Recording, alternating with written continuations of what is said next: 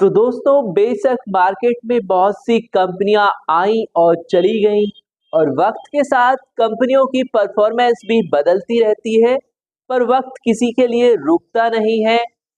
जो कस्टमर की नब्ज को पकड़ लेती हैं मार्केट में किंग बनकर रहती हैं, बाकी मार्केट से आउट हो जाती हैं। और हमारा देश दुनिया का अच्छा खासा बड़ा ऑटोमोबाइल्स मार्केट है। दुनिया में इसका फोर्थ स्थान है, मतलब सेल्स और डिमांड में। फिर भी बात करें, कुछ कंपनियों का काम करने का मन नहीं करता, नई गाड़ियां लॉन्च नहीं करती हैं या एक्टिवली कस्टमर के मूड को जानने की कोशिश नहीं करती हैं। बस कुछ ही कंपनी ऐसी हैं जो जोर शोर से मेहनत कर रही हैं खुद को नंबर वन बनाने के लिए, और ऐसी ही कंपनियां कस्टमर की चॉइस में बनी रहती हैं। नवंबर मंथ की अगर बात करें तो 14 नंबर पर है जीप, जिसने केवल 317 यूनिट ही सेल्स की हैं, यानी पूरे भारत में। और इतनी सेल के साथ इसका मार्केट शेयर है केवल 0.1%। तो 13वें नंबर पर है सिट्रोन, 537 यूनिट ही सेल की हैं पूरे भारत में। जबकि पिछले साल कंपनी के प्रोफाइल में प्रोडक्ट भी कम थे, तब भी 825 यूनिट की सेल की थी सिट्रोन इंडिया ने। इस साल प्रोडक्ट ज्यादा है पर कंपनी की सेल घट चुकी है, जो पिछले साल 0.3% थी और इस साल में केवल है 0.2%। और इसके बाद है 12वें नंबर पर यानी 12th पोजीशन पर रेनो इंडिया 2452 यूनिट के साथ में। जबकि पिछले साल इसकी सेल थी लगभग 6,500 यूनिट, मतलब कि 2% से केवल 0.7% सेल्स रह चुकी है रेनो इंडिया की। और कंपनी के प्रोफाइल में हाल फिलहाल में 3 अच्छी खासी गाड़ियां हैं। डस्टर भी आने वाली थी, लेकिन ये आएगी 2025 तक। पता नहीं कंपनी इतना लेट क्यों कर रही है। और डस्टर से पहले कोई दूसरी गाड़ी रेनो इंडिया की आने वाली है, इसके बारे में भी कोई खबर नहीं है। और रेनो वाले इस मार्केट को लेकर सुस्त होने वाले पहले नहीं है, इससे पहले भी कई जापानी और अमेरिकन कंपनी ऐसा कर चुकी हैं और बाद में उनका क्या हुआ आप सब जानते ही होंगे। मतलब कि ये लोग कुछ ऐसा काम कर रहे हैं कि इंडिया में गाड़ी बिके तो बिक जाए, नहीं बिके तो कोई बात नहीं। ये लोग तो ऐसे चिल कर रहे हैं कि भाई जैसे कि चाय पियो और मजे करो। एक टाइम पर रेनो की गाड़ियां 8 से 9 हजार तक बिका करती थी, और आज भी ड्राइवर जैसी 7 सीटर वैल्यू फॉर मनी और एसयूवी में काइगर जैसी वैल्यू फॉर मनी गाड़ी होने पर भी रेनो फिसड्डी होती जा रही है। लेकिन इससे भी बड़ी चौंकाने वाली बात है नेक्स्ट नंबर पर आने वाली, यानी 11th पोजीशंस पर आने वाली निशान इंडिया, जो खुद रेनो की ही कंपनी है, जिसने की 2454 यूनिट सेल की है। लेकिन चौंकाने वाली बात यह नहीं है कि इसका सेल्स फिगर रेनो से ज्यादा है। चौंकाने वाली बात यह है कि निशान की मार्केट में एकमात्र गाड़ी है मैग्नाइट, और निशान मार्केट में एक गाड़ी से ही इतना आंकड़ा ला चुकी है, जबकि रेनो के पास 3 गाड़ियां होने पर भी वो निशान से पीछे है। और निशान ने भी यहाँ पर एक गाड़ी को ही लॉन्च करके छोड़ दिया है। रेनो और निशान का कोई इंटरेस्ट यहाँ पर नजर नहीं आता है इंडियन मार्केट में। नेक्स्ट नंबर पर है यानी 10th पोजीशन पर फॉक्सवैगन, जिसने की 3,095 यूनिट सेल की हैं नवंबर में पूरे भारत में। और ये वो कंपनी है जो एक नई सेडान लॉन्च करने वाली है, वो भी एसयूवी के ग्राउंड क्लियरेंस के साथ। और इसमें भी सबसे बड़ी बात है कि निशान की इंडियन मार्केट पर पूरा फोकस है, क्योंकि लोग जानते हैं कि सेडान परचेज करना नहीं चाहते हैं कम ग्राउंड क्लियरेंस की वजह से। इसलिए फॉक्सवैगन अपनी नई सेडान लाने वाली है एसयूवी के अच्छे खासे ग्राउंड क्लियरेंस के साथ, यानी कि सीधे सीधे फॉक्सवैगन का इंडियन मार्केट पर फोकस है। और इसके बाद में 9th पोजीशन पर है इसी की सिस्टर कंपनी यानी फॉक्सवैगन की एस्कोडा, जो कि 9th पोजीशन पर 3,783 यूनिट की सेल के साथ आई है पूरे भारत में नवंबर 2023 में बिक्री के साथ में। एस्कोडा की बिक्री वैसे भी फॉक्सवैगन से हमेशा एक कदम आगे ही होती है। मार्केट शेयर है यहाँ पर एस्कोडा का 1.1%। और इसके बाद में नेक्स्ट पोजीशन पर या कह सकते हैं एस्कोडा से अप पोजीशन पर है एमजी मोटर्स 4154 यूनिट के साथ में नवंबर मंथ में पूरे भारत में। और देखिए, ध्यान से देखने की बात है कि एमजी और एस्कोडा फॉक्सवैगन जहां पर बेहतर कर रही है, जबकि एमजी के पास में हेक्टर एकमात्र ऐसा इकलौता प्रोडक्ट है जो कंपनी की अधिकतम सेल लेकर आता है, जो जोर शोर से बिकती है। इसके अलावा एमजी मोटर्स ने अपनी जिस गाड़ी कॉमेट को काफी जोर शोर से लॉन्च किया था टियागो की टक्कर में, वो भी कोई बहुत अच्छा रेस्पॉन्स नहीं दे रही है। फिलहाल में एमजी मोटर्स के मार्केट शेयर की बात करें तो वो है 1.2%। पिछले साल भी ये 1.3% था, यानी कोई बहुत ज्यादा फर्क नहीं है। और इसके बाद में 7th पोजीशंस पर है ये जापानी कंपनी होंडा मोटर्स, जो काफी समय से शायद सोच विचार में थी कि इंडियन मार्केट में गाड़ियों को लॉन्च किया जाए या नहीं, लेकिन होंडा मोटर्स ने आखिरकार अपनी एलिवेट को लॉन्च किया और लॉन्च करने का इस सबसे बड़े मार्केट का होंडा को रेस्पॉन्स भी मिला। यहाँ पर मार्केट शेयर इंप्रूव हुआ, जो पहले था 2.2%, वो बढ़कर 2.6% हो चुका है। तो कंपनियों को केवल सोच बदलने की जरूरत है। इंडियन मार्केट यूं ही ग्लोबली रूप से 4th पोजीशन पर नहीं है, यहाँ पर जबरदस्त डिमांड है अच्छे प्रोडक्ट की। अगर कंपनियां फोकस करें, होंडा मोटर्स की भी आप देखिए एलिवेट लाई, लेकिन डीजल का कोई ऑप्शंस नहीं है, जबकि इसके राइवल के पास में डीजल के जबरदस्त ऑप्शंस हैं।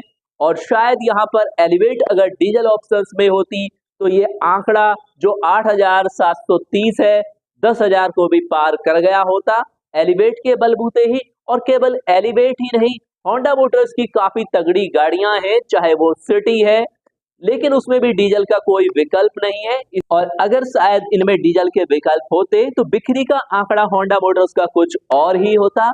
और इसके बाद में काफी मजबूत पोजीशंस पर है टोयोटा मोटर्स 16,924 यूनिट की नवंबर मंथ में पूरे भारत में सेल्स के बाद। और इस कंपनी का मार्केट शेयर भी काफी बढ़ चुका है, जो पिछले साल था केवल 3.7%, दोस्तों अब हो चुका है 5.1%। और भाई आप कह सकते हैं ये एक ऐसी कंपनी है जैसे कि क्लास में मॉनिटर होता है जो कि सबसे तेज बच्चे को बनाया जाता है, तो ऐसे ही एक कंपनी है। मतलब इसे पता है कि इंडियन मार्केट में काम कैसे करना है। खुद का कोई बहुत सारे प्रोडक्ट लॉन्च नहीं करके भी केवल इनोवा हाई क्रॉस को लॉन्च करने के अलावा आप देख सकते हैं टोयोटा ने किसी गाड़ी को लॉन्च नहीं किया। और यहाँ पर अगर आप इनके खुद के प्रोडक्ट पर भी ध्यान देंगे तो वो भी काफी ओवर प्राइस है। और कंपनी ने यहाँ पर मारुति के साथ टाई अप कर लिया और उसकी गाड़ियां लेकर प्रोडक्ट रिबेस करके अपने शोरूम पर खड़ा करके सेल्स करती है। और आधी बिक्री तो उसे उसके सिस्टम से ही हो जाती है, और बाकी 50% यानी आधी बिक्री उसके दो प्रोडक्ट इनोवा हाई क्रॉस और फॉर्च्यूनर जो जबरदस्त डिमांड में है उनसे वे दबा दबा कर पैसे कमाती है, उनकी अलग से बिक्री होती है। और 6th लार्जेस्ट कंपनी बनी हुई है टोयोटा मोटर्स अपनी इस आक्रामक और दमदार रणनीति से। इंडिया की इसे कहते हैं स्मार्ट गेम, मेहनत भी नहीं लगी और भाई साहब पोजीशन भी जबरदस्त बना रखी है।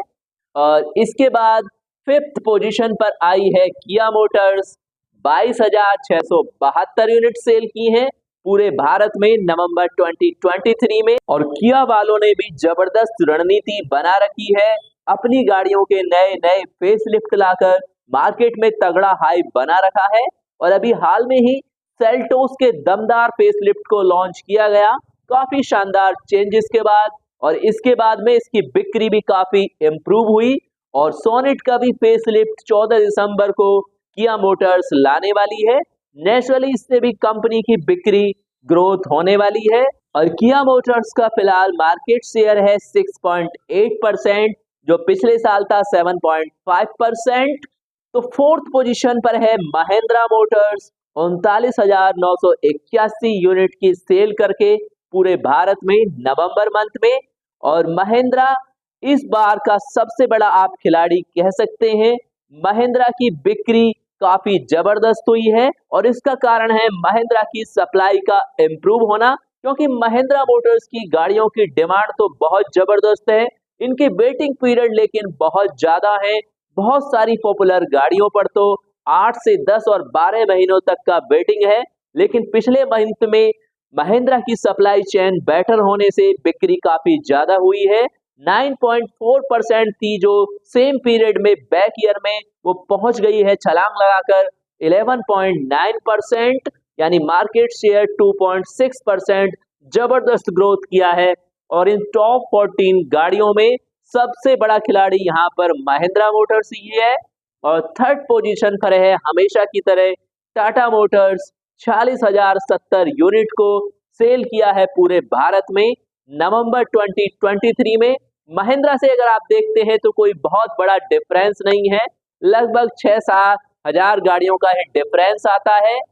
और टाटा का मार्केट शेयर जो पहले था 14.3%, इस बार है 13.8%, यानी कि महिंद्रा का ग्राफ काफी जबरदस्त बढ़ा है। और इसके बाद में नंबर 2 पोजीशन पर है हुंडई मोटर्स, जिसने कि नवंबर 2023 में 49,451 यूनिट सेल की हैं पूरे भारत में। तो कह सकते हैं हुंडई मोटर्स तो इंडियन मार्केट में फुल्ली इंटरेस्टेड है, नए नए प्रोडक्ट लॉन्च करके, प्रोडक्टों के नए फेस लिफ्ट लाकर। कुल मिलाकर अगर आप देखें तो टॉप 6 या 7 कंपनी को देखा जाए तो इंडियन मार्केट में पूरी तरह इंटरेस्टेड दिखती हैं, एक्टिवली वर्क करती हैं और कस्टमर की नब्ज को जानती हैं, इसलिए मार्केट को कैप्चर भी करती हैं।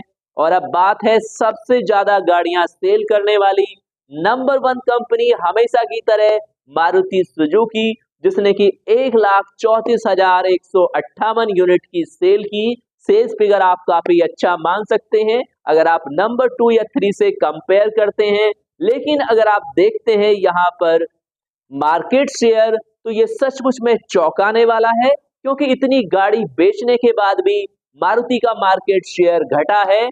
जो पहले था 41.1%, अब है इस साल में 40.1%। ये वास्तव में किस तरफ इशारा करने वाला है? क्या किसी तरह की खतरे की घंटी है यहाँ पर? वैसे तो आमतौर पर इस कंपनी का शेयर आप जानते होंगे 50% या इससे भी ज्यादा हुआ करता था, लेकिन घट घट कर ये 40% पर आ चुका है। आज भी बेशक इसकी सेल्स सबसे ज्यादा है, और इसका जो मार्केट शेयर छीनने वाली सबसे बड़ी मेन कंपनी है वो है टाटा मोटर्स और महिंद्रा मोटर्स। ये किस तरफ इशारा करता है? सेल्स फिगर लिखिए आप कमेंट्स बॉक्स में। और नवंबर में बेशक मारुति सबसे ज्यादा गाड़ी बेचने वाली टॉप 1 कंपनी रही। और दोस्तों ये थी वो टॉप 14 ऑटोमोबाइल्स कंपनियां जो कि नवंबर 2023 में जिन्होंने अपनी गाड़ियों को अच्छा खासा सेल किया। और अगर आप भी ऑटोमोबाइल वर्ल्ड की हर इंटरेस्टेड और डीपली इंफॉर्मेशन और नॉलेज से अपडेट रहना चाहते हैं तो चैनल को अभी से सब्सक्राइब करो और अपने सभी फ्रेंड्स को भी शेयर करिए, क्योंकि इंडिया में एकमात्र ऐसा चैनल है जहां अपने सभी सब्सक्राइबर की सभी क्वेरी, सभी कमेंट्स का 100% रिस्पॉन्स दिया जाता है विद इन 24 आवर्स में। तो आप भी इस एक्टिव चैनल के साथ कनेक्ट हो सकते हैं अपनी सभी ऑटोमोबाइल क्वेरी के सोल्यूशन के लिए। और इसके लिए आप हमारे टेलीग्राम चैनल को ज्वाइन करके पर्सनली हमसे कांटेक्ट भी कर सकते हैं। और अगर आप यूज करते हैं किसी ब्रांड की गाड़ी और उसके बारे में अपने एक्सपीरियंस चैनल पर आकर सभी सब्सक्राइबर के साथ शेयर करना चाहते हैं तो इसके लिए भी हमें टेलीग्राम पर मैसेज कीजिए, पर्सनली आपसे कांटेक्ट किया जाएगा। मिलते हैं इसी तरह की इंटरेस्टिंग ऑटोमोबाइल वर्ड्स की इंफॉर्मेशन के साथ। नमस्कार दोस्तों।